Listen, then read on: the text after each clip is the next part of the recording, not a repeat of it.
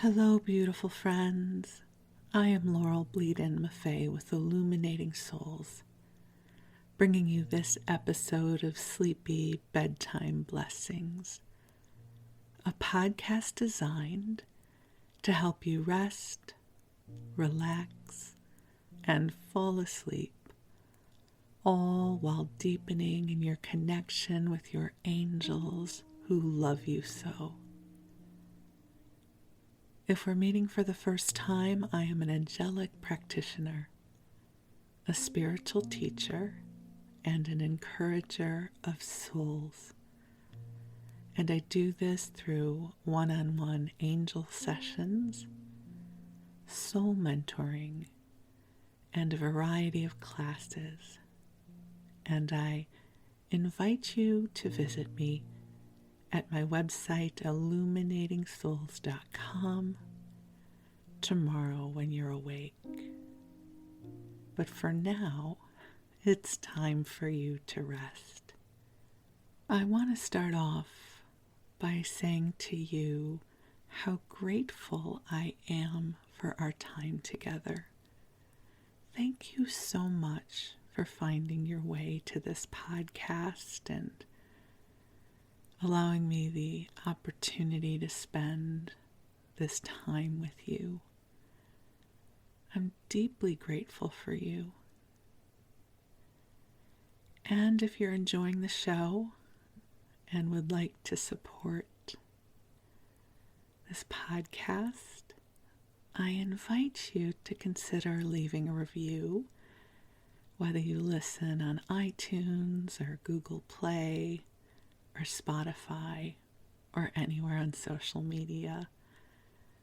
We are growing through word of mouth, and so anything you are guided to share will be a blessing. And this is episode number 47. It's amazing that we're here. And my heart is so full for this journey we are taking together. So as I'm recording this, it is Monday, late afternoon, and I'll publish this on Wednesday, and I will be honest, I've had a full day. It's been a wonderful day, but full nonetheless. I did an angel session and 2 mentoring sessions, and I taught a class,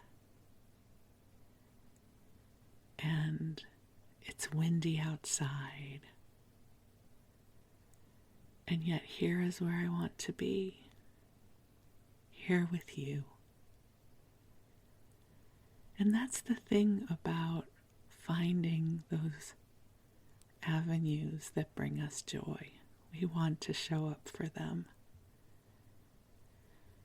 And so even though I've had a full day, here is where I want to be in this moment with you. Because when we come together in the light, something magical happens. And I love magic. I'm all about magic. And so I don't know what kind of day you've had. I hope it's been good. But if it hasn't, I send you extra love. And no matter what kind of day you've had, you are worthy of a good night's rest. So I invite you to cozy on up and snuggle on in and get comfortable. And I'm going to bring in the angels, and then I'm going to tell you a story. And we'll be together for about an hour. And in this moment, I do not know where we're going to go, but that's part of the cool thing about channeling angels. I don't always need to know, because they do. It's one of my favorite ways to co-create. Just dive right into the mystery and let it unfold. So I will join you in taking a nice deep breath in as we call ourselves forward into the heart of God. And beautiful angels on high, I rejoice in this moment for the opportunity to ask you to join us here. I already feel the flow of your light and your love coming to us now. I ask that you bring forward waves of love, of compassion, and of understanding in service to all of the beloveds that are hearing this message. Angels, we ask that you bring us even more grace, more serendipity, more magic as we continue on our path of light. And dear ones, just take a big, deep breath in and visualize or imagine it to be so that a beautiful column of golden light is descending around you. And this light is filled with divine love that has been calibrated just for you. It is flowing to you now to help you heal, to help you come into the joy of your own beingness. And with your permission, your angels are going to begin clearing and balancing your energy field. So we're going to start at the crown chakra. There's nothing you need to do. You can drift off at any time, just listening to the sound of my voice, knowing that you are wrapped in divine love. So the angels are starting at the top of your head or the crown chakra, and they're gently clearing your crown chakra to make it easier for you to connect with your divine guidance. They are also gently clearing away any old debris or any old beliefs that would have you perceiving that you are not allowed to connect directly with God. You, dear one, are born of the breath of God. And just take a breath in as the angels balance your crown chakra. And then the angels bring a blessing to your third eye so that you can see and sense more clearly. They gently bring the energy down to your throat chakra so that it is easier for you to connect with your authentic voice and your authentic truth. Just take a deep breath in. The angels now bring their energy to your heart chakra, and they simply ask you to receive love. Just feel the beauty of the love that is here for you, and allow your heart chakra to open and receive and replenish. Take another deep breath in and allow this energy now to come to your solar plexus, your third chakra, the place of personal power. And if there's anywhere you have sent away your power or given away your power, call it back now, filtered through the heart of God. Allowing your torso to relax and receive, grow strong and balanced. And now the angels bring beautiful healing light to your second chakra, balancing the feminine and masculine, divine energies in whatever way they align for you. This is a very creative energy center. And this will help you awaken to your unique you-ness, the you that you are, in a way that will bring you joy and love. And now the angels bring this energy to your root chakra, balancing it out so that you know that you are safe here on earth, that you are loved, that your needs will be met. And I pray this be true for you, true for us all. Just take a deep breath in, allowing this light to ripple down your legs, down to the tips of your toes, allowing your light body to receive the love of God. Take a deep, intentional breath in and let it out. You are doing so much better than you know. And in this moment, I am asking the angels what they want you to know. And they say, you are a beloved of this universe.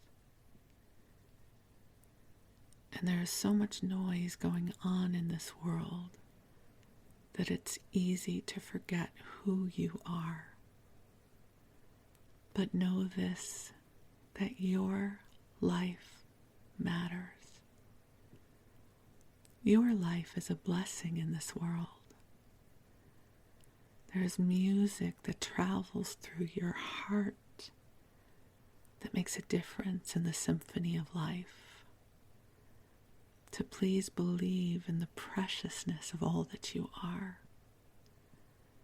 To release yourself from the burden of feeling that somehow God or the universe is disappointed in you, because that could not be further from the truth.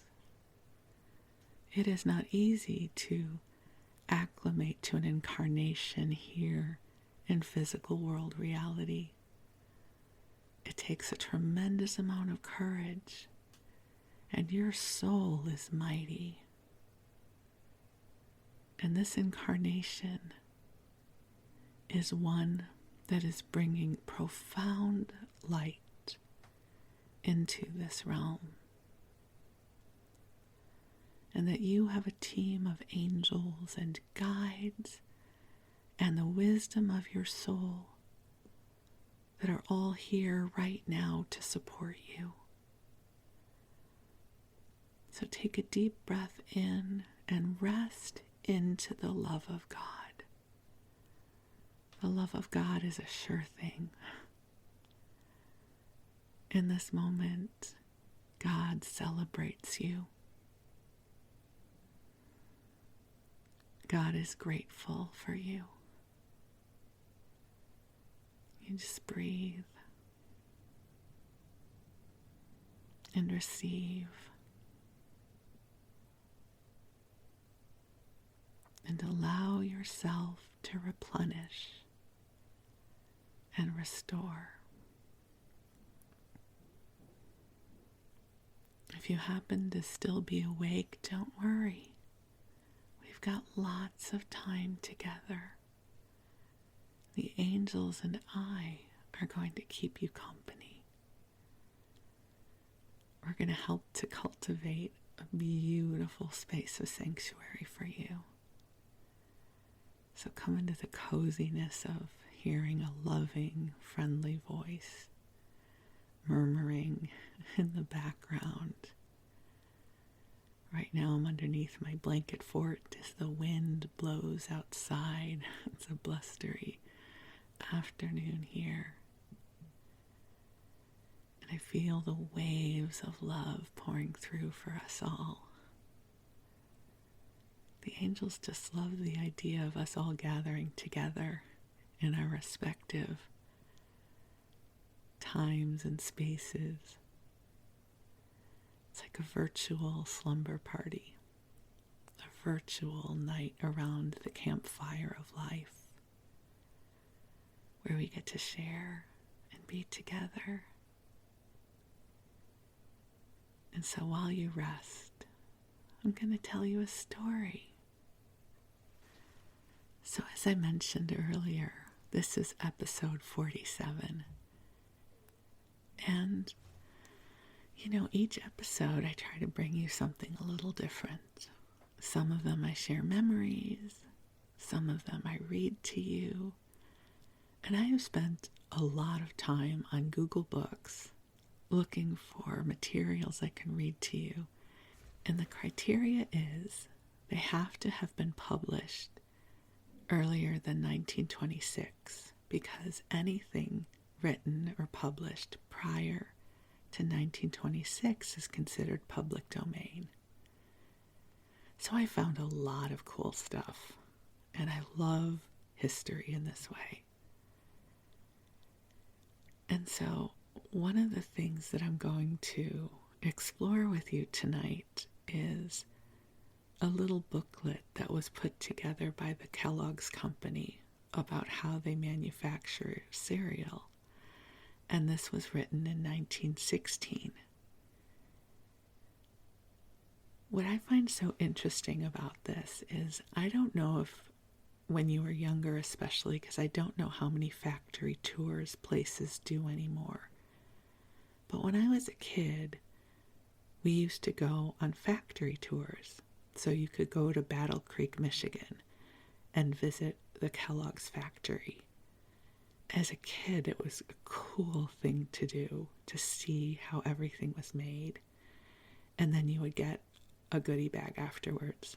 So I thought that was cool. You would get to go to Kellogg's and then get a bunch of cereal afterwards, or crackers, or whatever we got. And our parents also took us to Hershey, Pennsylvania. And I think we may have gone to the Nestle factory. I don't know where that would have been, but, our parents were always looking for something interesting and semi-educational for us to do on our summer vacations. We were not the Disney family. We were the let's load up the car and go to see the 13 Colonies family. Which in hindsight is cool. At the time, I wished we were the Disney family. But now that I look back, I think it's kind of cool we got to go to the Kellogg's factory. So I'm going to share with you from this marketing booklet, this advertising booklet from Kellogg's. And recognize, please, that this was written in 1916. And gender roles were very entrenched. It's the time and space that it was.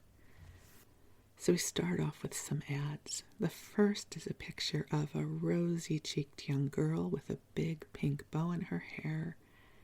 And it says, young folks with their fresh, unspoiled palates are the real judges of flavor. They enjoy the crispness and wonderful good taste of Kellogg's toasted cornflakes. And they are the ones who keep the imitations away from the table. I like that. Unspoiled palates versus being incredibly picky eaters, which is really the truth. The next ad, again, another girl, a different girl, again with bright rosy cheeks and a pink ribbon. This is for something called Drink It, Drinket, I have no idea what it is, but it says, drink it as a beverage with all the palate-satisfying qualities of coffee, and which every member of the family, including the children, can drink freely at all times. It is particularly invigorating on a cold day and a delicious iced drink during hot weather. Okay, and I will report to you that I did do a quick Google search to see if I could figure out what this was made of, and I did not find out, so we'll just keep going. So this booklet is called A Little Journey to the Home of Kellogg's Toasted Cornflakes, which is also the home of other good things to eat, and they are in Battle Creek, Michigan. We start off with a photograph of the front of their factory, their building, and the header says, a vine-wreathed office entrance at Kellogg's. As a visitor to the home of Kellogg's Toasted Cornflakes, Mrs. Evans saw first of all the main office. And at this point, we don't know who Mrs. Evans is.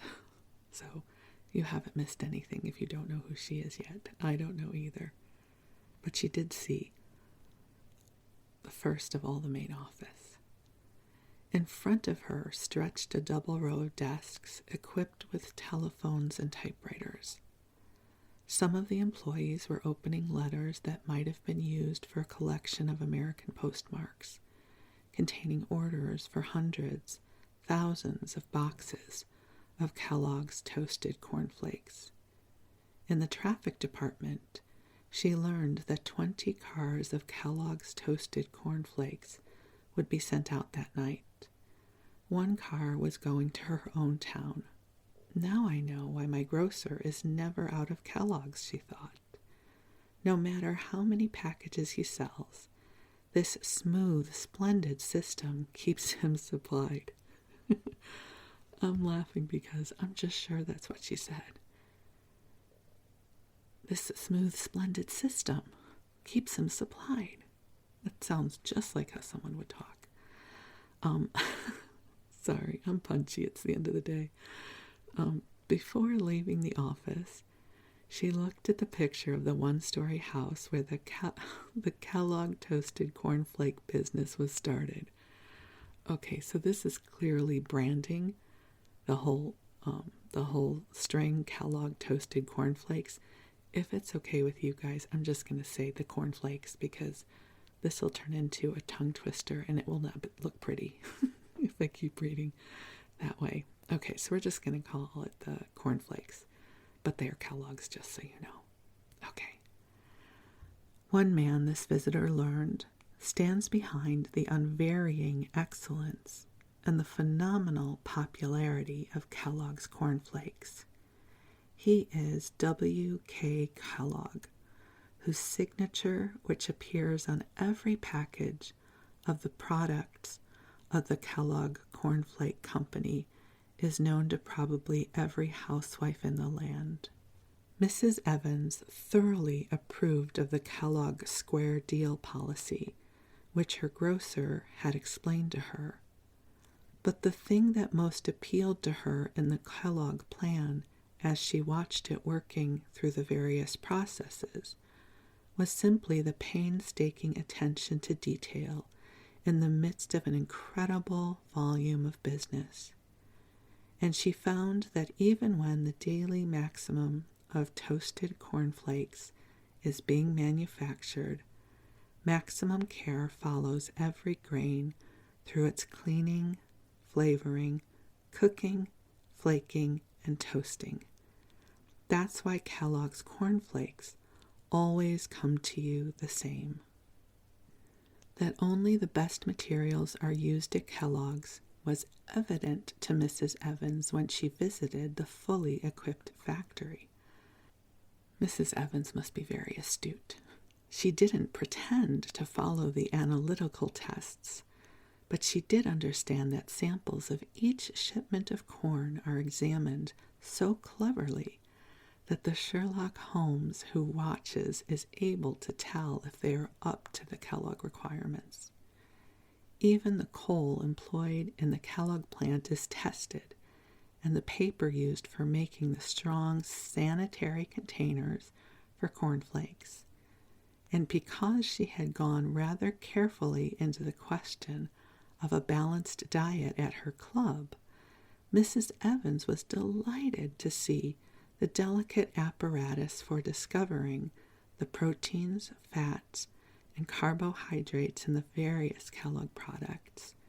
She also learned that when served with milk, Kellogg's cornflakes is a perfectly balanced food, one reason why it satisfies so well the natural appetite of children. As she rested a moment in the visitors' waiting room, Mrs. Evans noted that many different types of persons were visiting Kellogg's. "I understand that the women workers here are remarkably well off," one young woman said to her companion. This chance remark, yes, very chance that happened. This chance remark.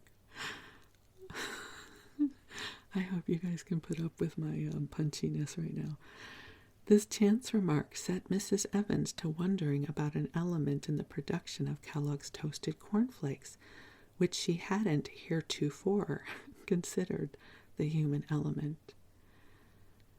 Like most sympathetic and intelligent women of today, she was keenly interested in the condition of the women workers. Members of the Consumers League had lectured before her club, and she knew how splendidly some big corporations were developing the so-called welfare work. She suddenly resolved to find out, before leaving Kellogg's, what were the conditions and the hours of labor of the girls and the arrangements for their comfort. Owing to her unusual interest in welfare work, Mrs. Evans was invited to see the restroom for the women workers. She had seen such rooms in telephone and life insurance buildings, but she had never beheld a pleasanter lounging place than that provided for the girls at Kellogg's. Down either side of it and in the middle extended long cretonne-covered couches, roomy enough for a dozen girls to stretch out comfortably on each, and heaped with gay pillows. There were white-painted rocking chairs and deep, roomier ones of wicker. The latest weekly and monthly magazines loaded a white wicker table, and other periodicals filled a white-painted bookcase, on top of which was a set of pot of growing ferns. Walls, ceilings, and curtains were freshly snowily white. A full hour is allowed for dinner, and after the meal is eaten, this room is invaded by the young women who recline on the roomy couches and enjoy their rest. Like every intelligent modern housewife, Mrs. Evans appreciates cleanliness. This hygienic condition was shown to her in the Kellogg buildings, every one of which is constructed of reinforced concrete, but probably nothing so sharpened the impression of sanitary perfection as her vision of the huge laundry. Although even in the packing room the food is not touched by human fingers, but only by machinery, there is nevertheless a rule that all men and women working in that room must wear white caps and uniforms. The wearing of street clothing in the factory is forbidden. A third rule says that uniforms must be changed at least twice a week, and more often if necessary. And the very simplest method of enforcing these rules has been selected. All uniforms are laundered free. Thus, with no extra tax upon the pocketbook or the private time of the worker, there is no excuse for soiled uniforms. Shower baths are among the many appointments. Hungry persons cannot do efficient work. Mrs. Evans was perfectly familiar with the axiom, but she never dreamed that Kellogg set its own dining table for its men and women employees. On the roof of the building, which contains the packing rooms, is a deep, wide, brightly lighted dining room, where the white-capped, white-uniformed girls sit down every day to a good, hearty dinner furnished them absolutely free. The men workers are served with dinner at cost, which careful kitchen economics have reduced to 15 cents per man per meal. The food is substantial in quantity and good quality and variety. No soggy, cold lunches for the thousands of workers who help to provide the world with one of its most delicious foods, Kellogg's toasted cornflakes. And besides, these men and women receive for only 8 and 9 hours of work the same wages as other food concerns pay for 12 full hours. And before we continue, I bring you this brief interlude. So, I started recording this episode on Monday afternoon after a bright, beautiful day of sessions and classes. And I wasn't able to finish the recording, so now it is the next morning. It is early. There's a bird singing its morning song outside. And so we're going to continue, but I did want to let you know that it is a different day, because no matter what I do, it seems as if the ambient sound shifts if I pick up recording at another time of day. So I just wanted to let you know. So we're coming back to Kellogg's and the mysterious Mrs. Evans, who I don't know who she is, but perhaps in 1916 there was a reference point for her. I don't know, but we are seeing Kellogg's through her eyes. And we are learning that Kellogg's does its best to provide good working conditions for their employees, including lunches and restrooms, not just bathrooms as we would call them here in the U.S., but lounge areas for their work people. So we're going to continue. This is the corn's sweetheart, Mrs. Evans was told, and a round, white, hard ball, the size of a piece of small shot, was shown to her. It was the concentrated goodness and sweetness of a kernel of southern white corn minus its outer covering. Now she saw a long room lined with what appeared to be huge safes. These were the cookers, 52 of them, which are in operation 24 hours of every day. The recipe for cooking Kellogg's toasted cornflakes is simple, with a mystery underneath. Over each 10 quarts of grits is poured 1 gallon of liquid flavoring, the composition of which is Kellogg's trade secret. In this brew, the sweethearts of corn steam for 3 hours until they have absorbed the flavor. The many imitations of Kellogg's toasted cornflakes, the original, have never been able to imitate this delicious flavor. That's why many times more Kellogg's is sold than all of the imitations combined. Kellogg's won its flavor through its flavor, and the wise woman nods her head and says, of course. She is aware that the sauce or the seasoning is what transforms meats, fish, and pudding into cooking triumphs. Naturally, Mrs. Evans was immensely interested in the department where the flavoring for Kellogg's toasted cornflakes was prepared. She saw the big tank where the liquid sweetness was brewed. After this toothsome flavoring has thoroughly saturated the pans of white grits in the cookers, what happens? Mrs. Evans inquired. I'm just laughing because toothsome, that is not a word we would use these days, is it? And I don't think anybody would ever speak that way. So just imagine this is a real conversation, and you're giving me a tour of how you make your amazing product. What I really say, after this toothsome flavoring has thoroughly saturated the pans of white grits in the cookers, what happens? I don't know why I find that so humorous right now. It's the morning, and I think I am still punchy from yesterday. But that's all good, right? Hopefully this is boring enough that you are perhaps even asleep by now. And if you're not, perhaps you're amused as I am. She was immediately taken to see the shakers. The individual tray of cooked corn is emptied into a shaker, which separates each moist kernel from its neighbor and finally tosses all the kernels into the dryer like an air shaft 4 stories deep. In this shaft, the corn is blown back and forth by hot and cold currents of air for 8 hours. During her journey through the home of Kellogg's toasted cornflakes, Mrs. Evans caught herself wondering occasionally where the flakes were. She saw the snow-white corn changed by the flavoring into bits of golden yellow. How, she marveled, could these nuggets be changed into crispy, tasty flakes? She found out in the mill room.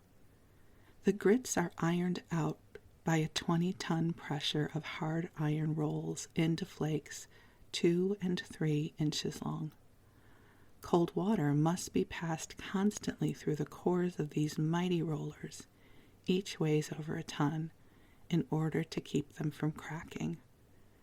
Her head rocking with the roar and whir for 24 hours of these giant millers are working all the time in this one room. Mrs. Evans nevertheless watched, fascinated, the evolution of the flakes. This is brilliant writing. I think this could have been fun to write. Could you imagine sitting down and this was your job? To write this brochure and bring personality to Kellogg's toasted cornflakes and our Mrs. Evans. She's fascinated. We're fascinated too, so we will continue. They clung to the surface of the roll until a sharp knife scraped them off into the conveyors leading into the ovens. An oven as high as a large house, an oven in which a human ladder of 8 tall women might stand erect. I'm sorry. At what point in their writing did they decide that was the metaphor? A human ladder of 8 tall women might stand erect, an oven the length of a hotel ballroom. That is the sort of oven which was displayed to Mrs. Evans at Kellogg's. In fact, she saw 7 ovens, 4 of which exclusively used for cornflakes, toast over 300,000 packages daily. The toasting in the ovens was a sort of new to Mrs. Evans. Never for a moment did the flakes remain still. Through an open door they were dropping constantly from one shallow pan to another of the tier that lined the oven. Across each pan sped a metal belt, sweeping the flakes with it. A more delicate shade of golden brown was imparted to them each time they skimmed down the length of the oven. Each little crispy flake had to cross the oven 10 times before its journey and complexion were finished. Have you ever thought of a cornflake as having a complexion? They are definitely talking to the women here. Crumbles was a favorite dish on Mrs. Evans' table. Therefore, she was eager to see how this food was prepared. I told you I'm punchy this morning. It's going to be a really good day. I don't know what crumbles are, and I'm not inclined to go look it up, but we'll just We'll just pretend that we know. Okay, deep breath. For me, you too, if you want to. Okay. After observing the various cleansing processes, she decided that the finished Kellogg's products must be the most immaculate of foods. From the cars, she learned that the wheat is passed over the receiving separator, and the straws, sticks, chaff. In fact, the major proportion of foreign substances are removed before the wheat enters the Kellogg storage bins.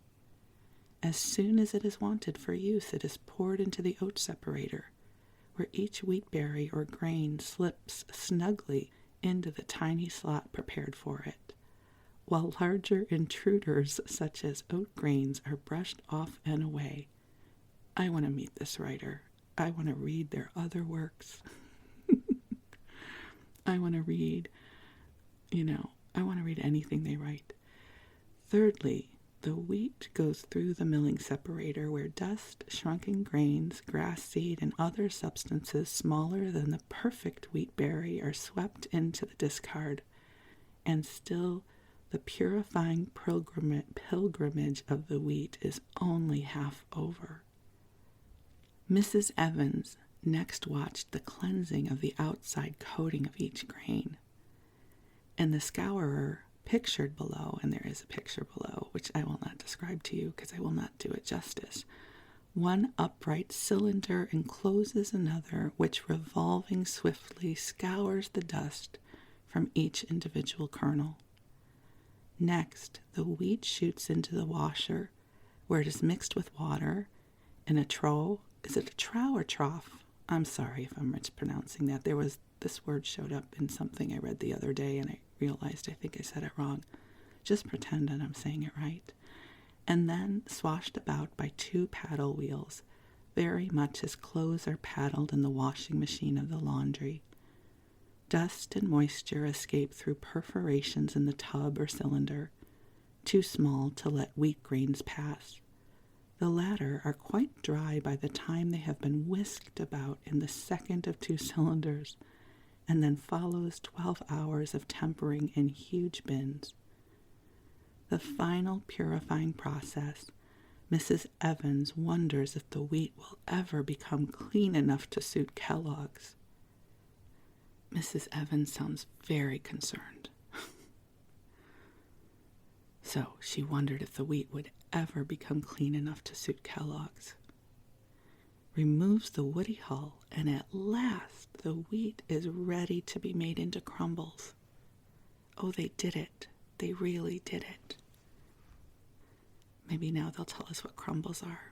Nope, they're not telling us. Maybe I'll go look it up. We'll see. So let's keep going. The Kellogg Toasted Cornflake Company was started in 1906 in a 1-story building. The photograph below, taken only 9 years afterward, shows that the Kellogg plant had grown to nearly 10 acres of floor space. In addition, branch offices are maintained in 20 of the leading cities, from which points the Kellogg salesmen keep in close touch with the many distributors of the various Kellogg products. Here is absolute evidence that something new and meritorious, produced at a price within the reach of all, will not only be favorably received by the American people, but they will also protect the original article by refusing to accept imitations, many of which are very cheaply prepared. In the Kellogg Library are the cartons of over 150 brands of imitation toasted cornflakes, which have at different times tried to divert business created by the quality of Kellogg's toasted cornflakes. In all the history of successes in this country, there has never been a food product that won so many friends so quickly and held them so continuously as Kellogg's toasted cornflakes.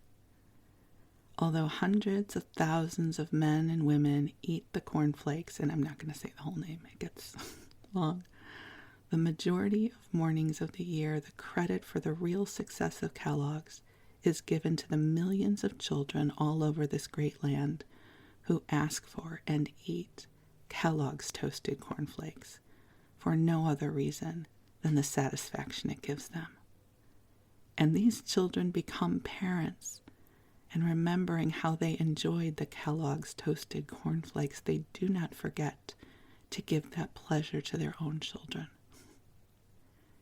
Kellogg's won its flavor through its flavor, and that flavor is the best sweethearts of the corn, will always be the standards for making Kellogg's toasted cornflakes.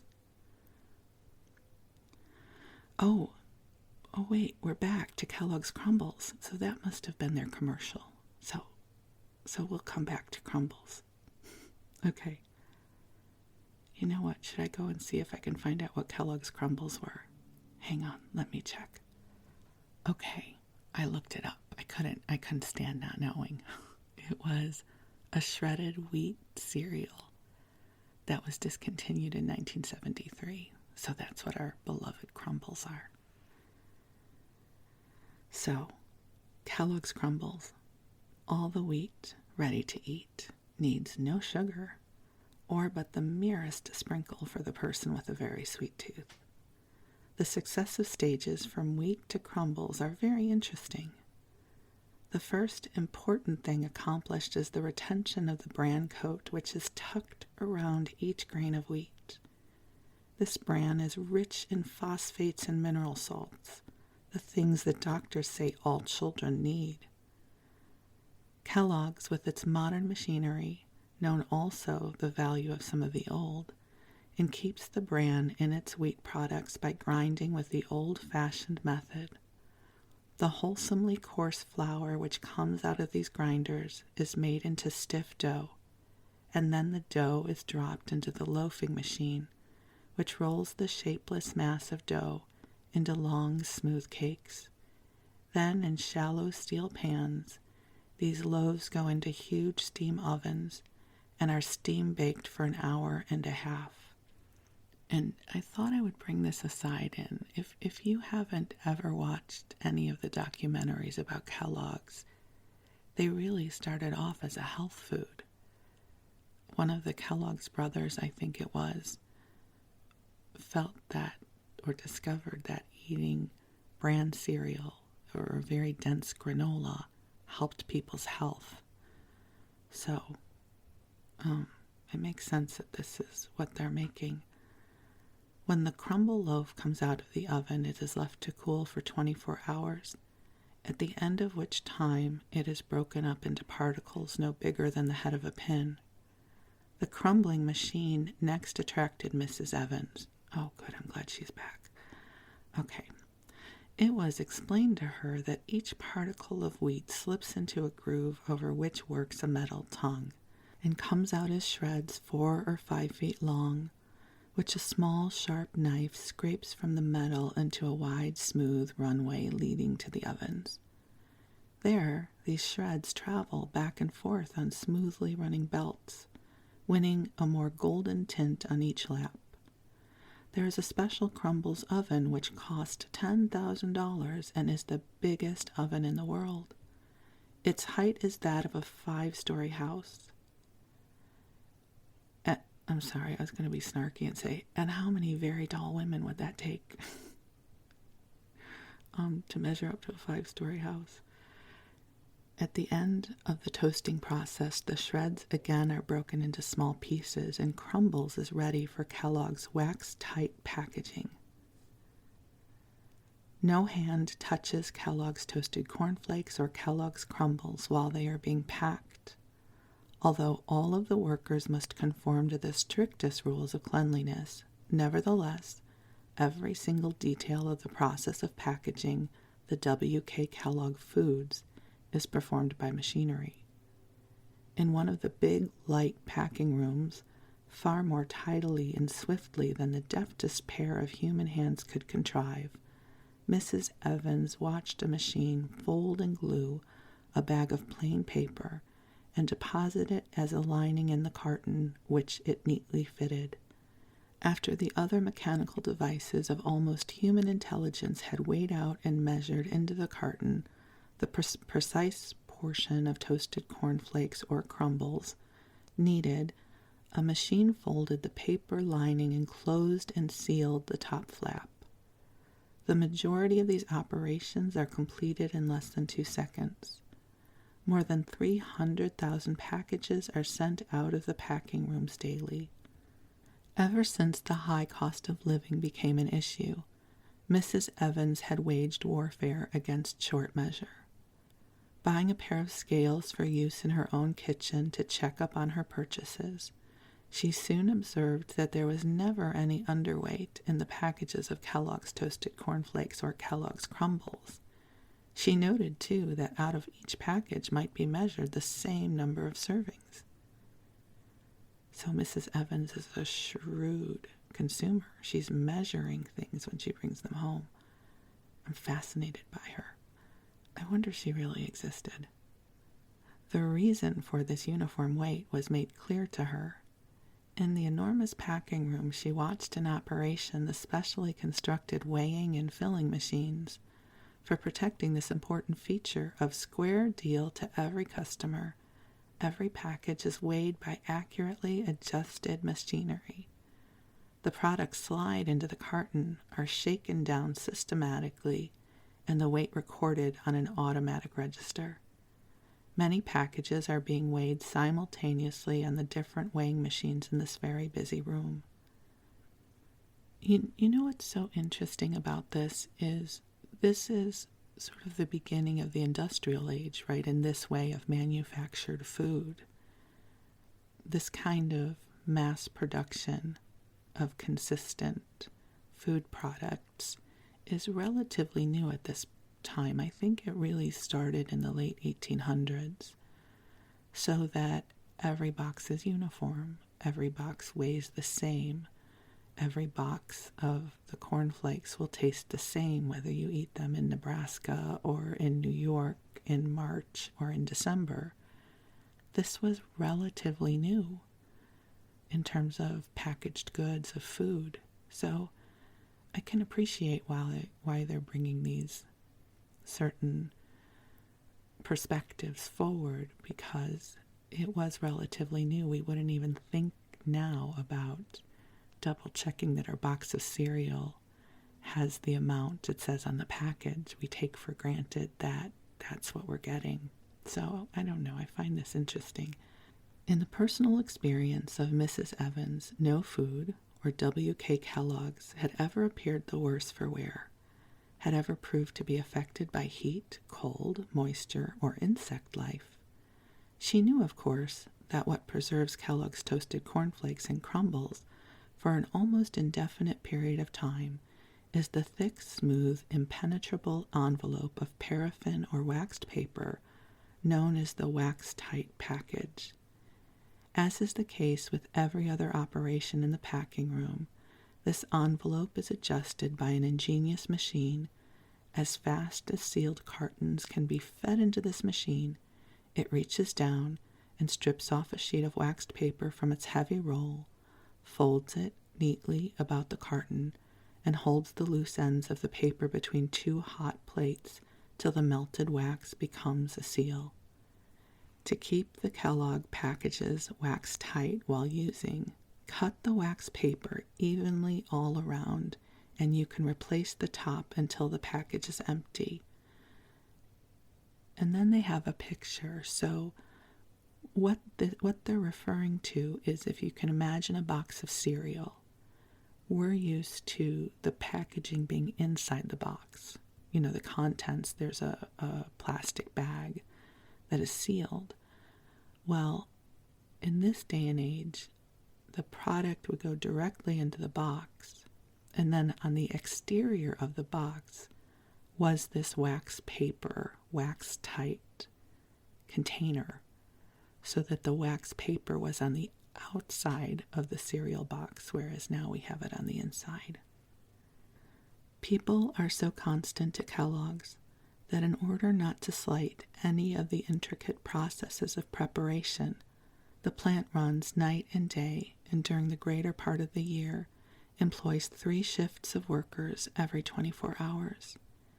In her mind's eye, Mrs. Evans saw a long line pointed towards Kellogg's from every city, town, and village in America.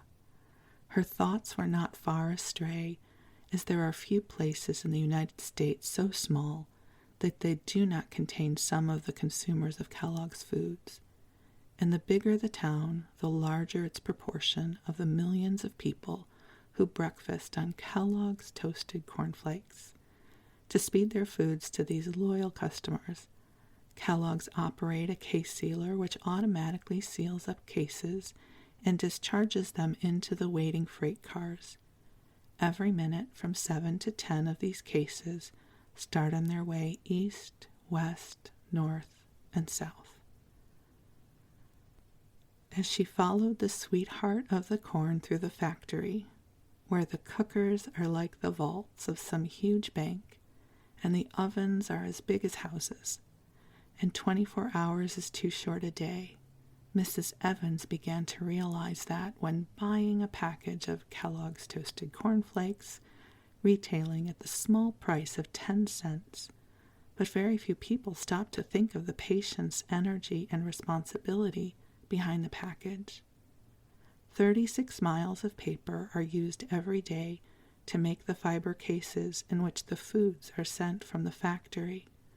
3 sheets of this paper, which is waterproof, are pasted and pressed together in a tremendously powerful machine and emerge as tough solid board. This in turn is passed through a 2-color printing press, and after being automatically shaped by another machine, is ready for the cartons. Only one of Kellogg's little jobs, but it is measured in miles, tons, and millions. Not cleanliness alone, but surgical cleanliness is a law very strictly enforced at Kellogg's.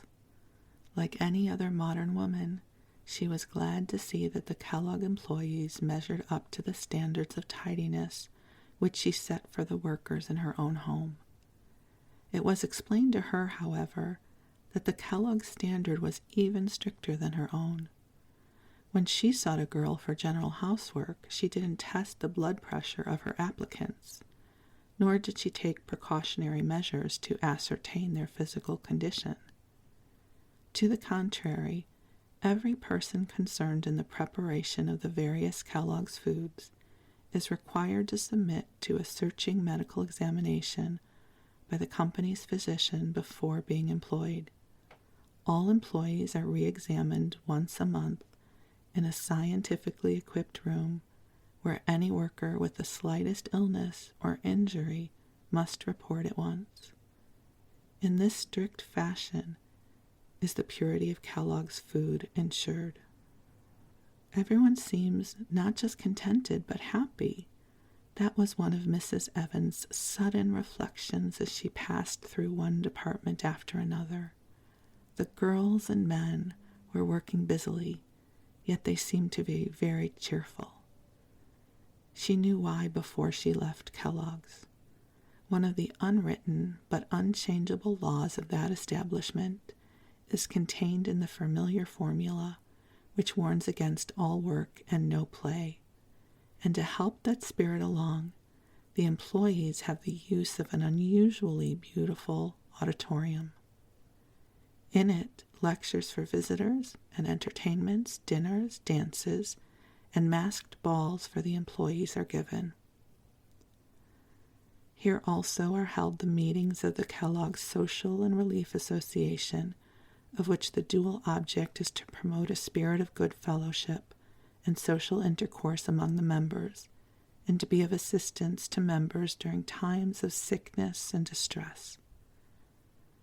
It's interesting, if you heard any of the earlier episodes I did about Marshall Fields and Company, which was a department store in Chicago, how they also had a lot of resources for their employees, including a hospital and auditoriums and libraries. And so it seems as if the corporations were trying to make conditions good for their employees back then. I don't know how the employees felt about it, but I find that fascinating. So this seems like a good place to leave off our journey with Mrs. Evans. I want to know more about her. I'll go anywhere Mrs. Evans goes. And our Kellogg's. And the culture around manufactured food in the early 1900s. So thank you for letting me share this nostalgia with you. I hope you are asleep, and if you are not, there's another episode right around the corner for you. I wish you sweet dreams. I wish you a good rest. I wish you blessings of light. I am so deeply grateful for you. You are a treasure in this world. And the world is better because you are here. Thank you. I look forward to connecting again soon. Blessings to you.